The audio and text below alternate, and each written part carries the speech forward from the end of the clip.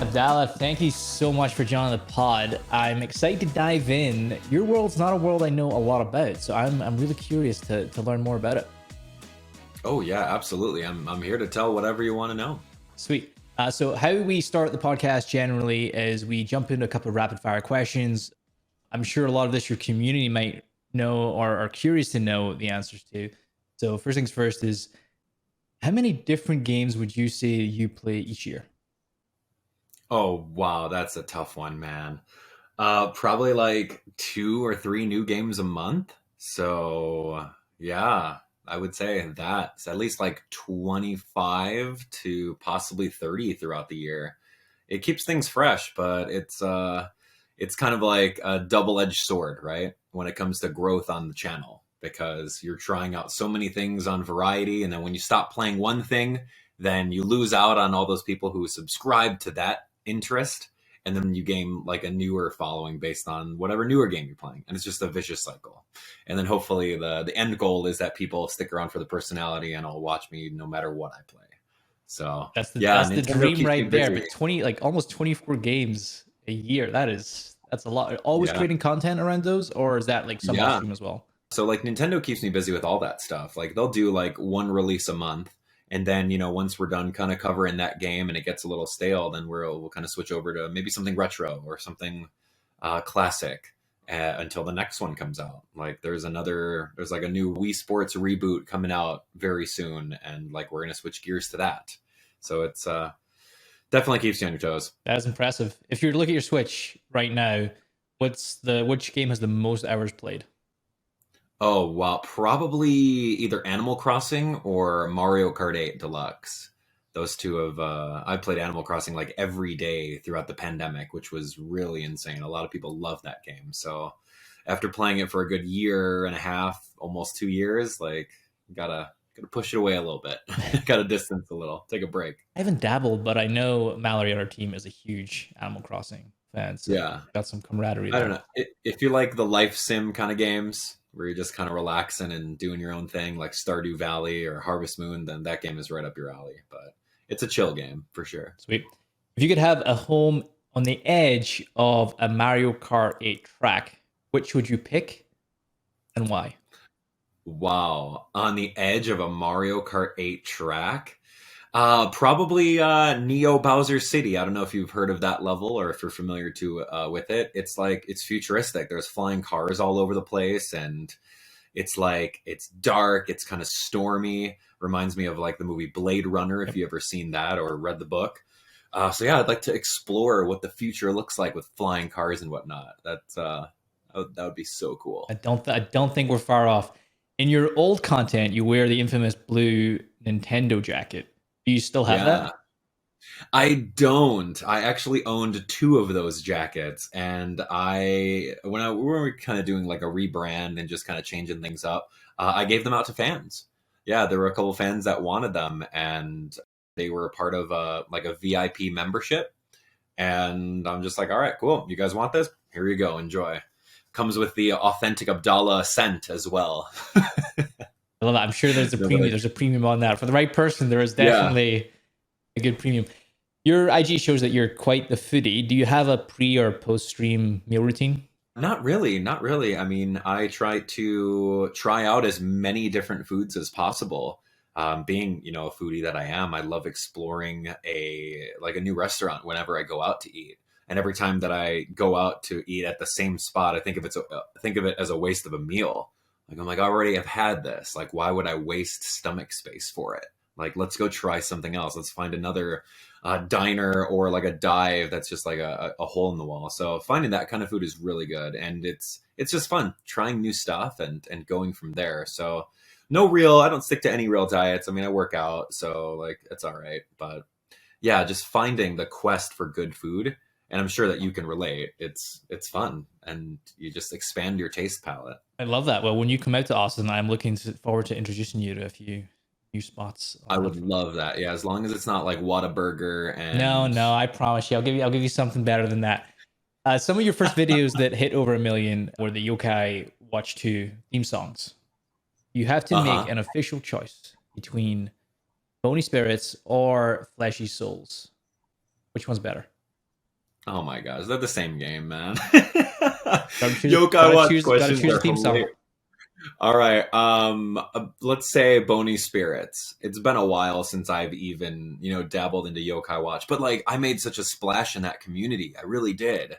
Because no one would give that game a chance back in the day, right? It was the Pokemon killer, or supposedly that everyone was thinking, and I liked it for what it was, and I just kept on playing it because it was genuinely good.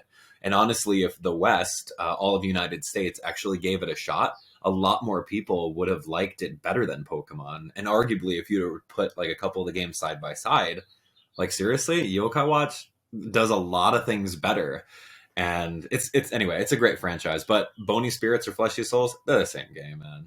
Go Psychic Specters, which is like the combination of them both. So, man, I miss Yokai Watch. Thanks for reminding me. I should play it again. You have the AbdallahNation orientation, so you can let your community members know what is happening when they come to your channel, like what's the state of affairs. If you made one of those videos today, what would the top 5 rules be? Wow, like an orientation. That's I haven't done that in ages. You guys are digging through some older stuff here, huh? Doing your homework.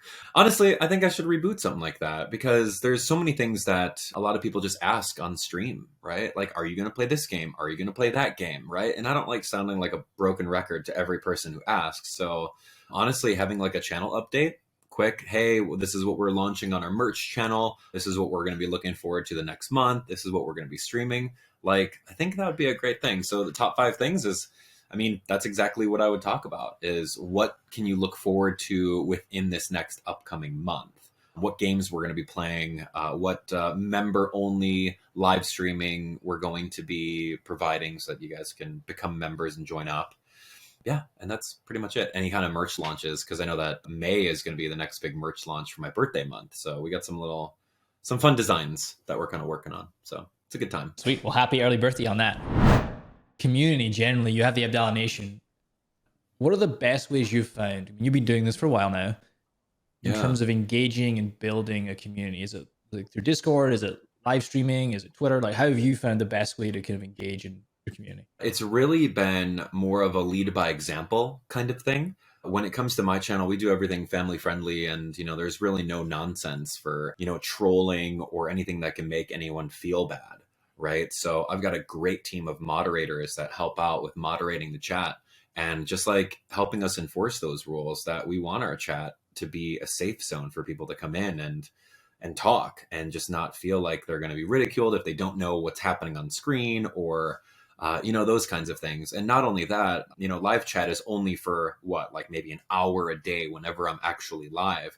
But we have a thriving Discord with all of our fans that we can easily, offer to every single fan that wants to hang out. And again, it's just a safe zone where people can make new friends and just interact with people with like interests. So keeping up with those two main things and keeping up with the mentality of, no nonsense, no swearing, keeping it family friendly and just being accepting to everyone, that really resonates with people. And then having, a team of moderators and myself to uphold that stuff and, time out or ban any troublemakers that are trying to, make some issues happen. Just really upkeeping that throughout these last, 5-6 years has been our priority. So it's a lot of work behind the scenes as far as our entire moderator team. And we couldn't have done it without all of them. Yeah. Do you think it's like an art or science or a mix of both? I think it's a mixture of both. I mean, you have to have passion. You have to care about the fans too. Like when I was starting out on YouTube, like I didn't have anything like that. I would like eagerly await a new comment on my video so that I could reply to it. Right. And then, all throughout, building out my career and community, I would reply to tons of comments and like them and just have conversations with people so that they know that, I'm not just out here throwing out a video and then just ignoring the whole community aspect of things. It's been a long drive. And I think we're at a point where we've already established that when people come to my streams, like they know that they can't mess around. They can't be spamming emotes or, poking fun at things or, causing any kind of trouble because we're just going to shut that right down. Yeah, I firmly believe that your community is a reflection of you and whatever values you hold, it'll be. And you've mentioned a couple of times now, like yours is very family friendly. You've created that Yeah. welcome environment. Do you think that's helped or hindered you in your kind of growth of making that like definitive choice? I believe it's helped out big time by not swearing, talking about adult content, or, alluding to any of those things. I haven't really segregated myself. I haven't excluded my audience, at least I feel. By having that family friendly content, we survived the ad apocalypse on YouTube, if you remember that, where a lot of advertisers were pulling out of content creators who were talking about, racially charged things, adult things, political things, and, they would just not get ads served on their content.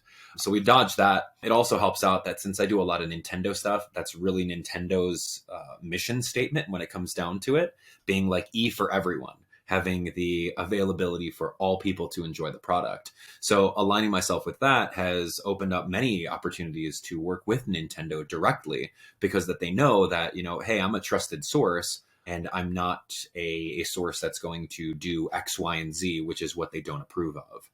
So that's totally helped out with invitations to different events, becoming a Nintendo brand ambassador, and not to mention, like, staying family friendly has also opened doors to alternate streaming sites that are dedicated to streaming content to kids only, because YouTube is not necessarily a trusted place for parents to allow their kids to go on, right? So all these other little streaming services have popped up within the last couple of years that guarantee that it's a safe zone for kids. So since all of my stuff is already family friendly, I'm able to put some of my content out there for them in order to get more views in that aspect too. You mentioned your relationship with Nintendo, and I think it's so awesome that you have that relationship, and it's opened so many doors for you over the years. Is Yeah. there any time you've ever thought like, I just want to go in a different direction? Like this is like I'm not totally on board with this thing, and I just want to go somewhere else. Have you ever felt like that?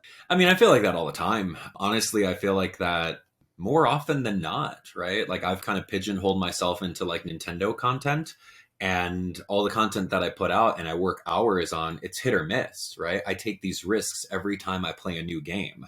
And I ride the tidal wave of different Nintendo releases in hopes that, okay, well, one of them is going to blow up, kind of like Yokai Watch did, or like Pokemon does sometimes. So there are times where like I would see some other YouTubers who single-handedly just play one game, like Fortnite, for example, or Fall Guys, for example, Valorant, etc., etc. And that's all they do, and they get such a huge following for it.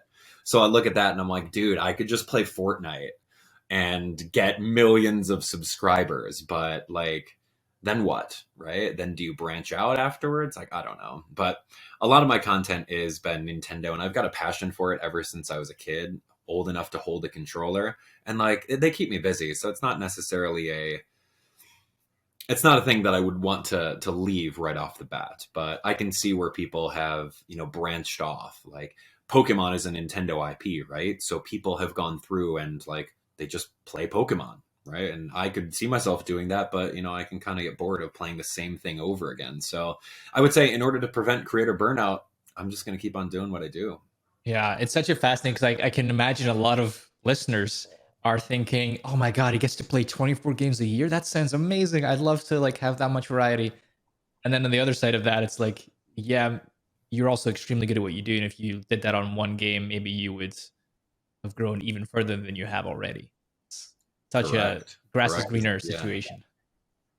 Exactly. So like it's the evergreen content versus variety, and evergreen will always win. That's just what it is. You play Fortnite all the time, people are going to look for you on Fortnite, and you've already appeasing all your current subscribers that watch you for Fortnite. The moment that you switch something else off, like that's not going to necessarily work for you. So yeah, it's hard. So I would, if people that are watching right now are looking to get into something, I would say just that. Play one game and then try not to get burnt out from it. Hey, I just want to take a little pause from the episode to tell you about an amazing opportunity that we have. Stone's going to share a little more details, but if you're interested in growing your stream, then listen to what he has to say. Did you know there's a proven way to grow your stream? I get that growing your audience can feel impossible. I've been there, but I'm here to tell you that with the right framework, it's not only possible, I try and make it as simple as possible. I spent the last 10 years learning how to hone my craft, and I've distilled the most important things that I've learned into a 1-hour free live training session. I'm going to be talking about the most important things that you should be focusing on to create amazing content, grow your audience, and to monetize. You shouldn't be working hard and not seeing results. I want to save you from working on the stuff that isn't really moving the needle for you. There's a proven framework that every streamer uses to grow. It might be in different ways, but I'll even show you examples of how it's worked with many new creators. So what's the secret? Stay tuned for the session, find out. Spots are even limited, so make sure to save it now, and I hope to see you there. Just click the link in the episode description to register. Washington Post, they did an interview with you and they were talking about your community and a comment that had popped up. And I'll link in the show notes for those that are listening, but this comment came up where someone had talked about taking their own life, and you had to deal with that in real time. You're streaming at that moment in time. Yeah. How do you handle something like that? A lot of new creators, they're kind of starting to encounter things like that. How do you handle that in the moment? Yeah, that's really hard. I mean, if you're a new creator and you don't have a team of people, and they could be volunteers, you don't necessarily have to, shell out money on an hourly rate or anything like that. There's people that, you can rely on to help you out with that. If you're a new creator and you don't have a team, I think your first step would be getting a team of moderators, or at least, volunteers that would want to help you out with those kinds of things. Because if you're ever, caught off guard where someone would jump into chat and, start spilling their real life drama into the chat in order to either one, seek help, or two, seek attention, right? Like, you don't know, you can't make that call. And that's one of those things where it's like, it's super taboo, but some people just don't understand. Like, nobody wants to know or deal with that stuff in a chat because you're making everyone else in the chat part of it, right? It's a no. You don't do that as like etiquette. But some people are just new and maybe they actually do need help. And this is the only spot where they feel that they're comfortable enough to ask for help, right? So those things you can't take lightly. And I guess being more versed in different options of what you can do to help people is also a thing that, newer streamers could absolutely learn. There's so many different resources out there, and you're not expected to be an expert in suicide prevention at any given time, right? I'm not an expert and I'm not going to give any advice, but I can direct you to some different websites. A couple Google searches will be able to find whatever you need as far as those kinds of resources and phone numbers to get to. So honestly, when that kind of stuff happens, which is very rare, it's like less than 1% of the time, I've got my entire moderation staff like trained on, all right, well, this is what we do. Let's try to get them to, one, stop talking about it in chat, but like bring the conversation maybe to Discord or to email or something like that, so we can continue talking, not necessarily in front of everyone, making them like oddly uncomfortable. And that's one of the things too, like if I'm out here playing a game and I'm like trying to entertain and be myself, and then someone drops one of those drama bombs, like, okay, I need a team to be able to take care of that off screen, and me take care of the rest of the 1,000 people that are watching, right? So it's really hard to do, but getting the resources and everything established beforehand is a definite help for that. It's so hard when you're expected to know the answer and you like have no idea, right? You're not trained in this stuff, but somehow there's this kind of relationship that's being created where you're the person that's going to solve this thing for them, which is just totally unrealistic. Correct. But I mean, sometimes that's the only safe place where people feel. And you're an expert in all things Mario, so why can't you help me out with my family drama, right? Hey, Mario had a family, right? Is that? I'm sure he's got a lot of family drama. I wanted to chat a little bit. You mentioned Burnout, and as someone who's been around in the space making content for as long as you have, I'm sure there's times where you've experienced that and you've come out of that and then experienced it again. How have you found the balance between both real life and then recording content for your fans? Yeah, that's honestly a struggle that I still deal with to this day. And I think that a lot of content creators can relate to that. It's the work-life balance, which is honestly, it's not just for content creators, but it's for everyone in any kind of career. How do you balance your full-on career with your personal life, with your personal relationships with a significant other, and just overall like me time, right? Like those are things that you have to find a way of kind of scheduling out. with YouTube and like my, I don't know, like when I first made YouTube my full-time career in like 2016, 2017, like I wanted to continuously build that. Like I had zero personal life. My relationship was struggling because I was just like, all right, I have to be plugged in. I have to get all this new content. YouTube's a big race, right? So if you're not the first one to put out content, then you're last and you might as well not do it, right? So I had that kind of mentality, and just over the years, like you have to find a way of carving out time for yourself, honestly. And yeah, it's still a struggle. So like right now I try to do my best to be done with my workflow, like at a decent time, try to do like a 9 to 5, maybe like 9 to 2 sometimes, cut it a little bit early so I can go out there and enjoy the sunshine that's like blaring, on my face right now. You got to go touch some grass once in a while. And then also at the same time, it's like, okay, if you're sitting over here playing video games all day, you're not getting active, right? So you're going to start losing muscle. You're going to start gaining weight. So those kinds of things is like, you got to take care of that. You got to find ways of like getting out and getting half an hour to an hour of exercise. You got to start socializing with people. And yeah, we're in a pandemic right now where that's a little bit harder to do, but still finding that way of balancing everything. It's a juggle. Honestly, it's a big juggle. And yeah, it's very hard to do. So kind of planning out your day, maybe not sleeping in until 10 o'clock every single day, and you could find some more me time. So I would say, honestly, if people are struggling with that, it's take a look at how you're allocating your 24 hours a day and seeing what is actually necessary. Because at the end of the day, you're only going to burn yourself out by constantly working, and you're not going to be happy with that, right? So you have to find your happiness and balance it all out. Can you see the kind of, I don't know, like they call it red lights or the warning signs for yourself, and you're like, I can see myself going. How do you like pull yourself out of that when you can see it happening? I would say all of last year, I would like work out every single day and then like work a couple hours and then be kind of done and then just enjoy the rest of my time. I would take more of a personal aspect, personal look, and spend a lot more time on personal time versus work time throughout like all of last year. And then now when some new games came out, like back to back in January and February, and even some of March, it was like I didn't have any breathing room to like do anything.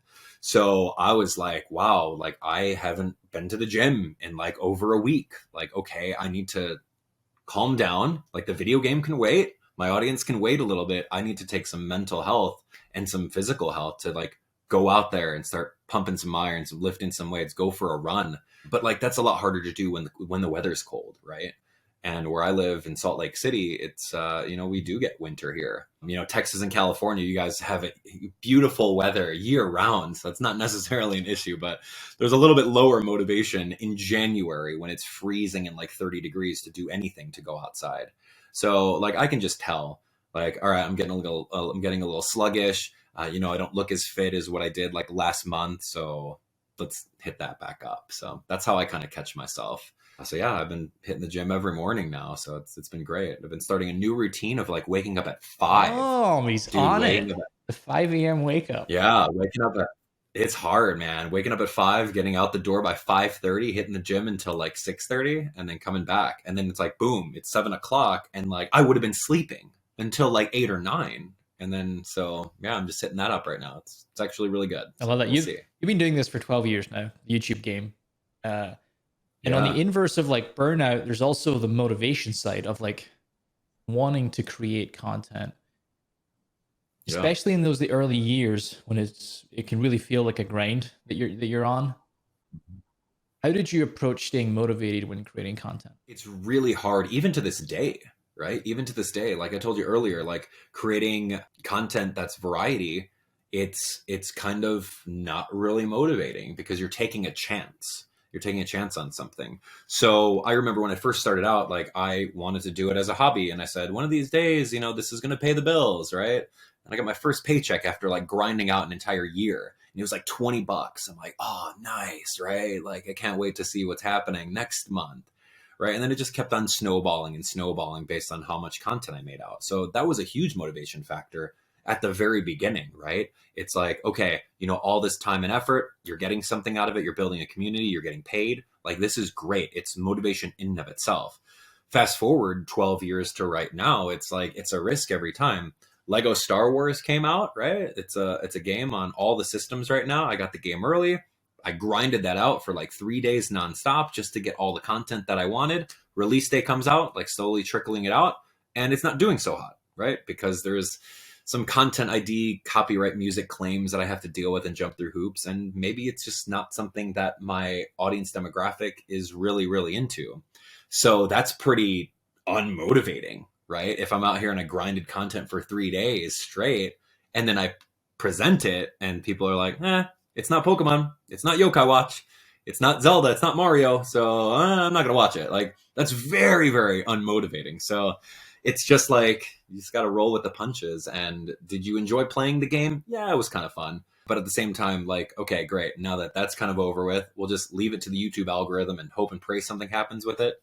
And then let's just move on to the next game, right? Let's do a live stream of something else. Let's maybe go back to something that was working very well.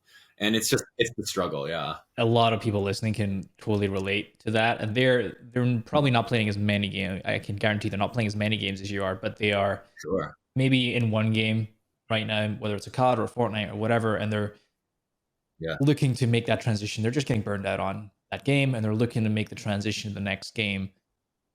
But there's a lot of anxiety that kind of comes into like taking that leap to the next game. As someone who has done that leap many times, how have you found like your approach to going, okay, I'm going to try something new, like Star Wars? The only recommendation I would say would be to announce, like, be upfront with everyone and saying, hey, you know what? Like, I love playing Fortnite, but, you know, we're going to try to transition into this next game, right? And when you're doing that transition, like, it can't be a hard cutoff, right? Of like, all right, well, Fortnite's done. Now we're going to move on to this. There's got to be a little bit of both, right? So if you're streaming Fortnite every single day or 5 days a week, then maybe do something like transition from, you know, Fortnite 5 days a week to Fortnite 2 days a week. And then the 3 days a week would be your new thing that you're transitioning to.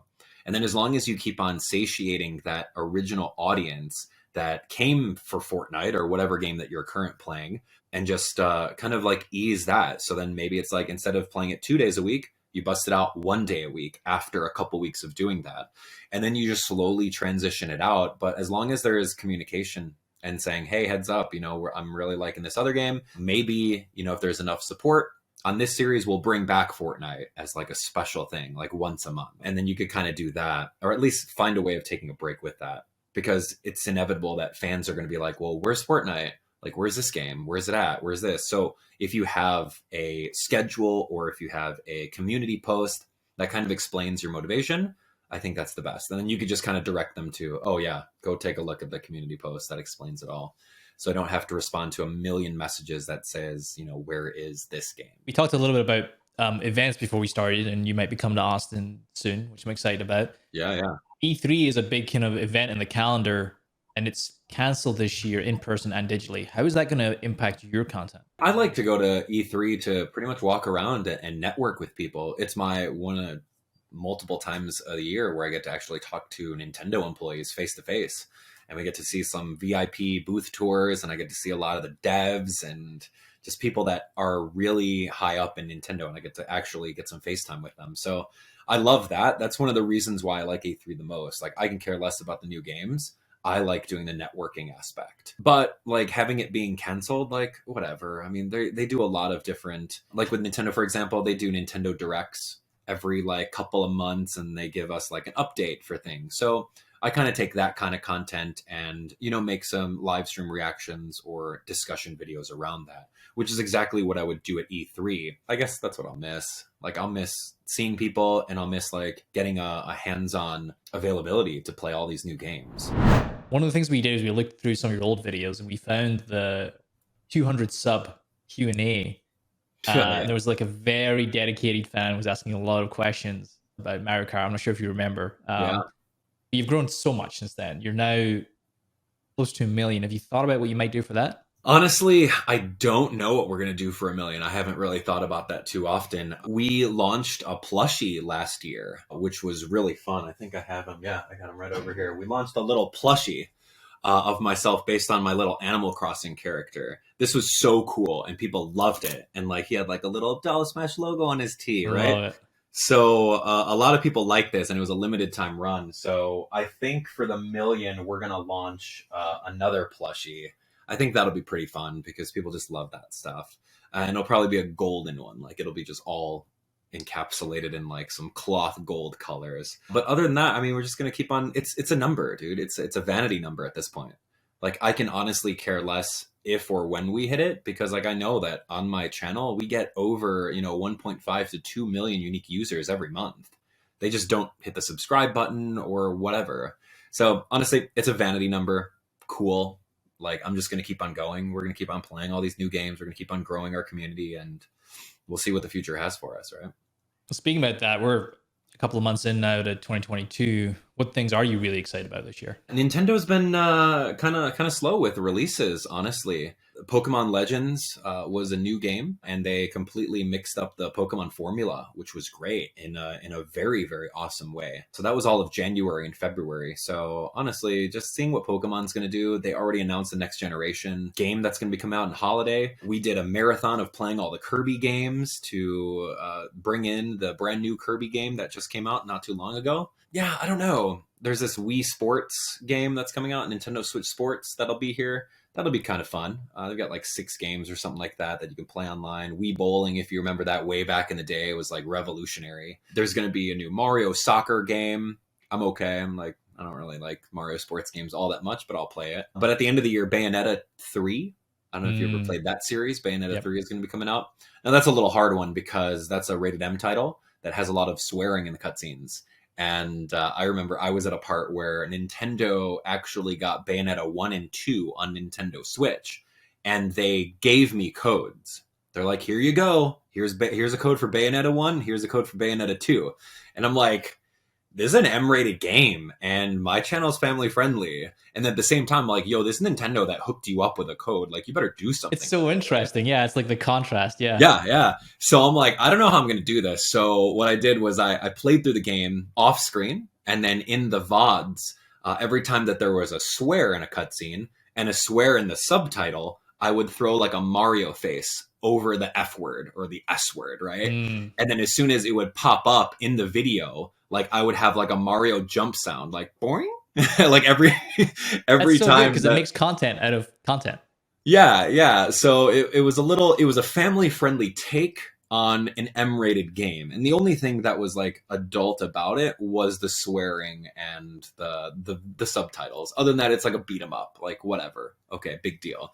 So like that was a really, really fun way of like, okay, well, we took care of Nintendo. They wanted me to play this game, and we also stayed true to the values of everything that I've done throughout the past years. So it was hilarious, man. But I'm gonna have to do the exact same thing again, where I go through. And I remember on one of the later episodes, I was just getting tired of editing like every other 2 seconds of like a swear word or whatever, and I left an F word.